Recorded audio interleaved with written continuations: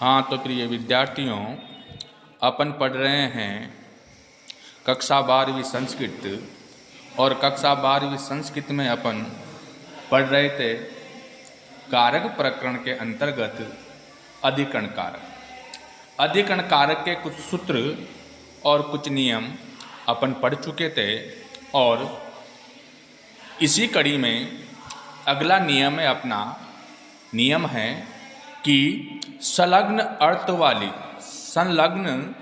वाले शब्द, जैसे शब्द है व्यापृत है, लग्न है, आसक्त है, व्यग्र है, युक्त है तथा चतुर्थ अर्थ वाले शब्द। यहाँ पर दो प्रकार के अर्थ वाले शब्द को मैंने लिया है, एक तो संलग्न और एक चतुर। चतुर अर्थ वाले शब्दों में आप ले सकते हो कुशल शब्द है, निपुण शब्द है, साधु है, पटु है, प्रवीण है, दक्ष है और चतुर है। यदि इन शब्दों का प्रयोग किसी भी वाक्य में हो रहा हो तो इनसे संबंधित शब्द में भी सप्तमी विभक्ति का प्रयोग किया जाता है। जैसे अपन वाक्य लेते हैं, अपना पहला वाक्य है वह अपने कार्य में संलग्न है। तो यहाँ पर वह वाक्य का कर्ता है, इसलिए अपन ने स में प्रथमा विभक्ति का प्रयोग किया और इसके अनुसार क्रिया आ गई अस्ति। संलग्न शब्द जो है यहाँ पर विशेषण बन के आया है, इसलिए इसमें भी अपन ने प्रथमा का प्रयोग करके संलग्न लिखा। यहाँ पर संलग्न शब्द से संबंधित शब्द है अपने कार्य में, इसलिए अपने कार्य में अपन ने सप्तमी विभक्ति का प्रयोग करके लिखा स्व कार्य। स्व यानी अपना, और कार्य शब्द में जो अपन ने सप्तमी का प्रयोग किया। और इस प्रकार से यहाँ पर वह स्व कार्य शब्द को रेखांकित करेगा। और इसमें यदि आपसे विभक्ति पूछी जाए तो विभक्ति रहेगी सप्तमी, और आप कारण में लिखोगे संलग्न शब्द से योगे। उसी प्रकार दूसरा वाक्य है मोहन शास्त्र में कुशल है। तो मोहन वाक्य का कर्ता है, और शास्त्र शब्द में आप जो है संबंधित शब्द होने के कारण शास्त्रे यानी कि सप्तमी विभक्ति का प्रयोग कर दोगे। और उसके बाद में आप चाहो तो कुशलः लिख सकते हो, प्रवीणः लिख सकते हो, निपुणः लिख सकते हो।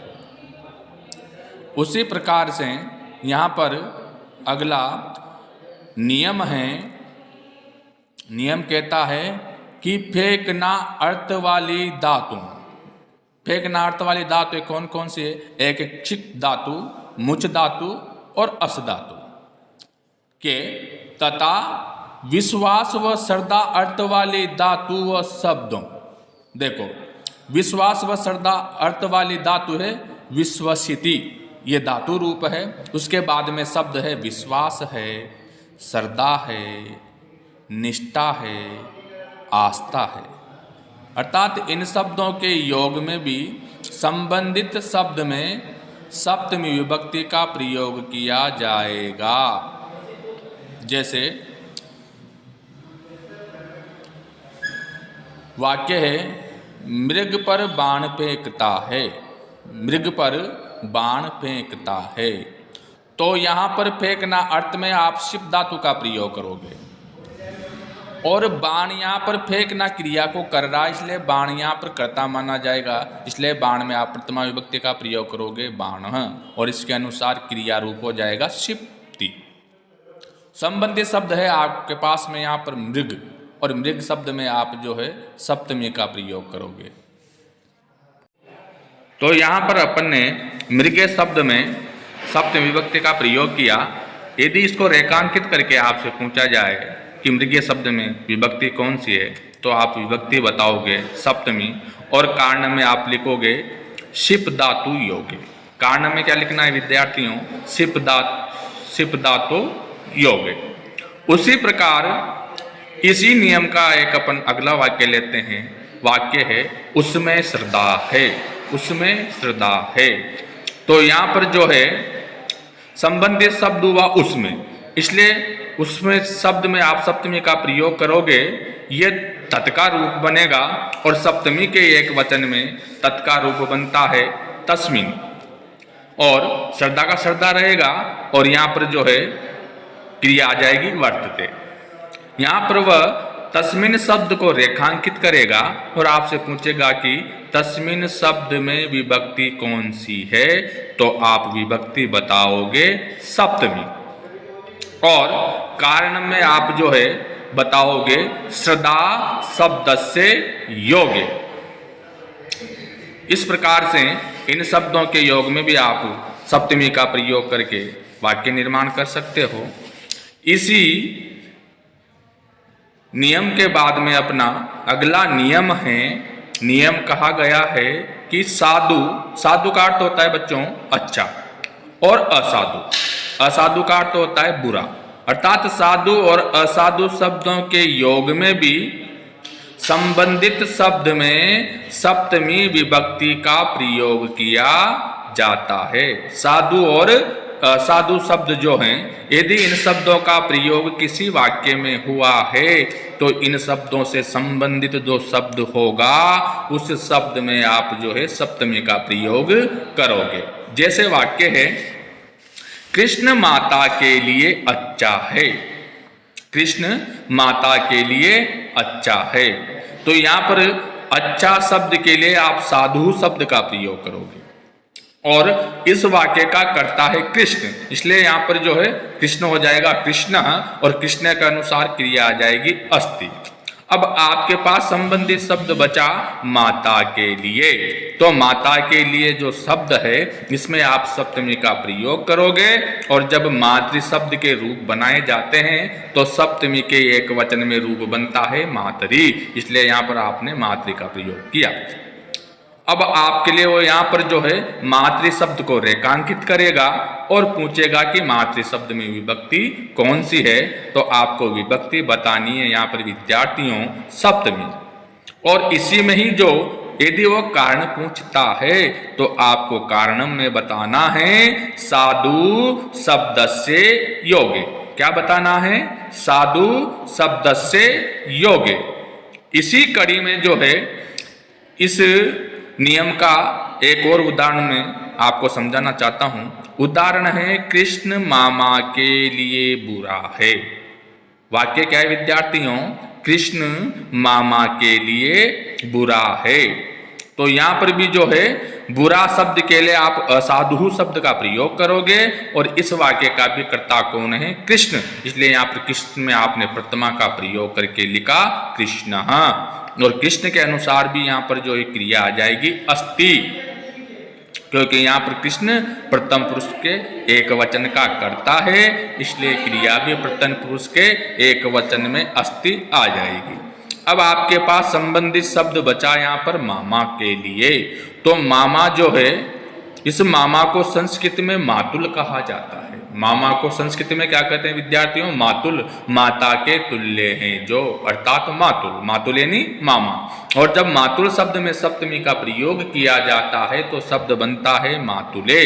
तो यहाँ पर जो है मातुले शब्द को रेखांकित करके आपसे पूछ सकता है कि मातुले शब्द में विभक्ति कौन सी है, तो आपको विभक्ति बतानी है यहाँ पर विद्यार्थियों सप्तमी। और यदि इस मातुले शब्द में वो विभक्ति का कारण पूछता है तो आपको बताना है असाधु शब्दस्य योगे। क्या बताना है? असाधु शब्दस्य योगे। और इस प्रकार से जो है ये नियम आपको मैंने समझाया। इस नियम के बाद में आपका अगला नियम जो आता है वह नियम है योग्यता और उपयुक्तता। योग्यता और उपयुक्तता अर्थ वाले जो शब्द होते हैं उन शब्दों के योग में भी जो इनसे संबंधित शब्द होता है उसमें सप्तमी विभक्ति का, उसमें भी सप्तमी विभक्ति का प्रयोग किया जाता है। जैसे वाक्य के माध्यम से अपन समझते हैं तो वाक्य आया हुआ है यहाँ पर कि यह तुम्हारे लिए योग्य हैं, यह तुम्हारे लिए योग्य हैं। तो देखो यहाँ पर यह शब्द जो है इस वाक्य का कर्ता है, इसलिए यह के लिए मैंने लिखा यहाँ पर इदम। ठीक है, योग्य शब्द के लिए आप यहाँ पर प्रयोग कर सकते हो युक्त का, चाहो तो आप योग्य का भी कर सकते हो और चाहो तो आप युक्तम का भी कर सकते हो। तो यहाँ पर मैंने योग्य शब्द के लिए प्रयोग किया युक्तम का। तो यहाँ पर जो संबंधित शब्द है वह है तुम्हारे। तुम्हारे जो शब्द है ये यहाँ पर युक्तम का संबंधित शब्द है और इस तुम्हारे शब्द में आप जो है सप्तमी का प्रयोग करोगे। तुम्हारा जो शब्द है ये युष्मद का शब्द है और जब युष्मद में आप सप्तमी विभक्ति के एक वचन में रूप बनाते हो तो रूप बनता है त्वयि। रूप क्या बनेगा विद्यार्थियों? त्वयि। और यहाँ पर जो है वह आपको त्वयि शब्द को रेखांकित करके, कौन से शब्द को? त्वयि शब्द को रेखांकित करके और आपसे वो पूछ सकता है कि त्वयि शब्द में विभक्ति कौन सी है, तो आपको अच्छे से याद होना चाहिए कि यहाँ पर त्वयि शब्द में सप्तमी विभक्ति का प्रयोग किया गया है। और यदि इसको रेखांकित करके वो आपसे सप्तमी विभक्ति का कारण भी पूछता है तो कारणम में आपको क्या बताना है विद्यार्थियों? क्या बताओगे कारणम में? कारणम में आप बताओगे युक्तम शब्द से योग्य। क्या बताओगे कारणम में? युक्तम शब्द से योग्य। और इस प्रकार से आज जो है ये आपका अधिकरण कारक समाप्त होता है। अधिकरण कारक के संपूर्ण नियम और संपूर्ण सूत्र अपन पढ़ चुके हैं और आज से ही जो है आपका कारक प्रकरण समाप्त होता है। आशा करता हूँ कि आपको कारक समझ में आए होंगे और अब कारक प्रकरण के बाद में अपन जो है अगला टॉपिक कल की क्लास में पढ़ेंगे। नमस्कार, धन्यवाद।